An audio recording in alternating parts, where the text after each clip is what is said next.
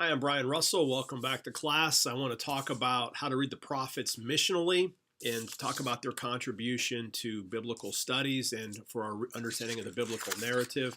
Remember the big picture. Start with creation. Things move then to fall. Those set the frameworks for all of this. They show us the creation, the world the way it was supposed to be. The fall then gives us the problem that the rest of the scriptures deals with, the problem of human sin and the brokenness of creation and the lostness of all humanity. God's answer to that is to call a people to himself, a missional community that reflects God's character to, for, and in the world. That's Israel, and we have gone through Abraham, the calling of him, his descendants, the rise of the nation of Israel in the book of Exodus, how the Exodus from Egypt and Mount Sinai creates this ethos that Israel is going to live out as God's missional people. They're to love God and love neighbor. Now, in backdrop to that is we're going to get the prophets. Again, remember, we're heading towards Jesus, the Messiah, the church, and the new creation. But we're still in the Israel section here of our class. And as a backdrop to the prophets, we want to remember this essentially. God sends the prophets because Israel isn't faithful to the ethos that God has called them to be. They're to be this new humanity, the hope for the world, a missional community that reflects God's character.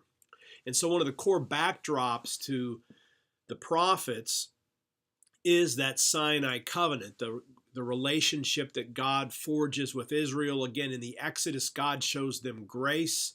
And what's Israel's response to grace? It's faithfulness to the relationship that God calls them into. It's faithful obedience.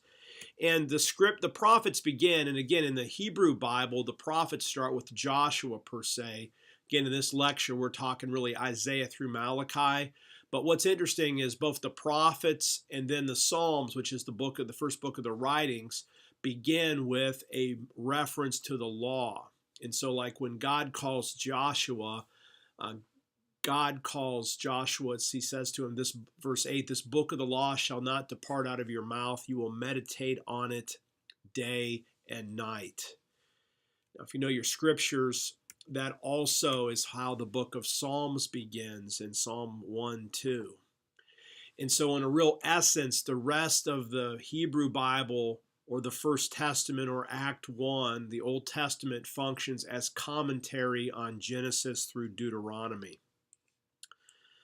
Now, that's one of the backdrops is the Sinai covenant. And so when we look at the prophetic books, we have narrative books about prophets, and that should say Joshua through Kings. That's the former prophets.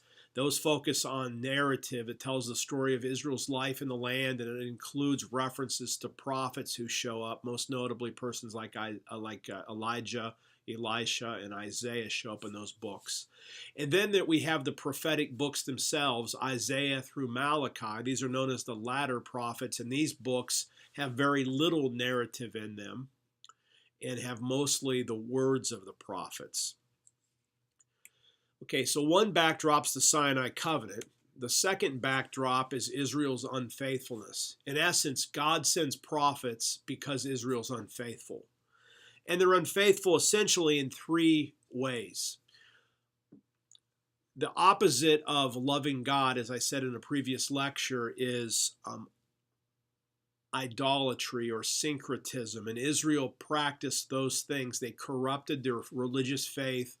They hedged their bets so they weren't all in just for Yahweh, their God. They would also worship Baal, Asherah, some of the other ancient Near Eastern deities, either turning completely away from Yahweh or mixing faith in Yahweh with faith in these other gods. And that's really what syncretism proper is. It's the mixing of religions, and that's idolatry in the Old Testament. The second big thing, that's the opposite of loving God. The opposite of loving neighbor is injustice. In particular, we see this in the abuse of the poor. And so a large part of the prophetic messages is speech against injustice. Then there's a third thing, and this goes with both of those, is that Israel then sometimes trusts that they were secure apart from being faithful. Okay, so that's the backdrop, the Sinai covenant and Israel's unfaithfulness. So God sends the prophets to call Israel back to their roots. And so what we're going to say is that God sends prophets essentially to invite God's people to realign with the Sinai covenant, while simultaneously the prophets point forward to this new work of God that God is going to do in their lives. So what is prophecy? Prophecy isn't just about the future. It's not just foretelling, then it's also forthtelling. In other words, speaking a word directly to a immediate context requiring a response. So it's both forthtelling, speaking a word that's immediately applicable, and also some foretelling, looking forward to future actions of God. It's also not a single phenomenon. There's lots of different kinds of prophets. Some prophets do signs. Some prophets just use words. Some prophets act things out, like Hosea and Gomer. Ezekiel spent a lot of time laying on his side, reenacting the siege of Jerusalem. So it's not just one thing. It's also important to remember when we're reading these texts, there's not just a single method that's going to work for every passage. So not every prophet every prophecy is a messianic prophecy. Not every prophecy is just about the future. So there's different interpretive methods that we have to use for these. Now, in classical prophecy, the best way to understand how we end up with these books is to remember that every prophet would have been understandable in his original context. So there was a historical situation that the prophet would be speaking into. Now, into that historical situation, the prophet spoke a word of revelation. And out of that revelation, because the prophet said, "Thus saith the Lord," there would be an expectation of a fulfillment of that prophetic word. And so, again, historical context, the prophet speaks a word into it, and out of that comes an expectation that this word's going to be fulfilled, which explains why we would have the written books. Persons listened to the prophets, they wrote the words down so they could remember them and anticipate their fulfillment. And then over time, prophetic books then would have really speak into different historical contexts as time would go by, including our day, so we can profitably read, say, Amos's words about injustice that were originally for the northern kingdom, continue to resonate into our day. So what is prophecy? It's a call, and it's a call to speak words in God's name. So it's not so much the prophet speaking for God, but the prophet's literally saying, "I am speaking as God, as if God were here. I'm speaking these words, thus saith the Lord." And prophecy then is supernaturally enabled speech. It's spirit-inspired, spirit-empowered speech in which the prophet has knowledge, direct knowledge of God's plans and purposes, knowledge about God's will for a specific moment, and then in light of those things, the prophet is empowered to call for an immediate decision as a response to those words. So that's what prophecy is. So as we read through the books, let's talk about some of their contributions. The prophets then, in their preaching, they serve to call as a call for Israel to reclaim, to realign, to return to her vocation as a missional community that reflects God's character.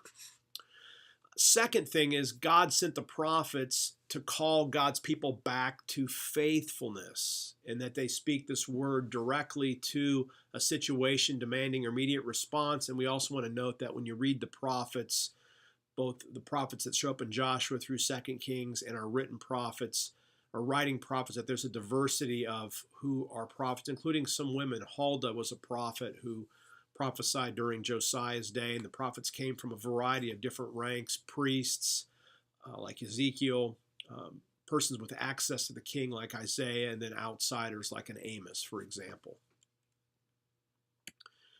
Now here's an example about prophetic words about idolatry. So have a look at those words from Hosea. "Now they sin more and more. They make idols for themselves from their silver, cleverly fashioned images, all of them the work of skilled hands. It's said of them, They offer human sacrifices. They kiss calf idols. Therefore, they will be like the morning mist, like the early dew that disappears, like chaff swirling from a threshing floor, like smoke escaping through a window.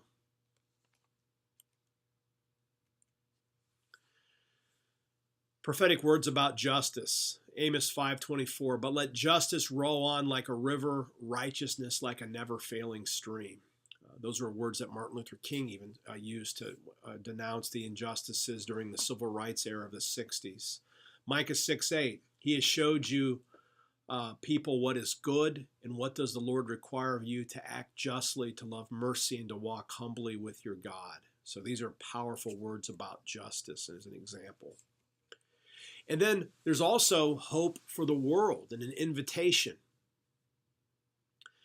The book of Jonah, and you are reading my book on this, and I have a missional reading of Jonah in my book, Realigning with God. But the prophets also have words of hope for the nations. Isaiah talks about this. Israel's to be a light for the nations. You can look at, say, Isaiah 49:5-6. But Jonah itself pushes God's people to recognize that God's people exist even for their enemies.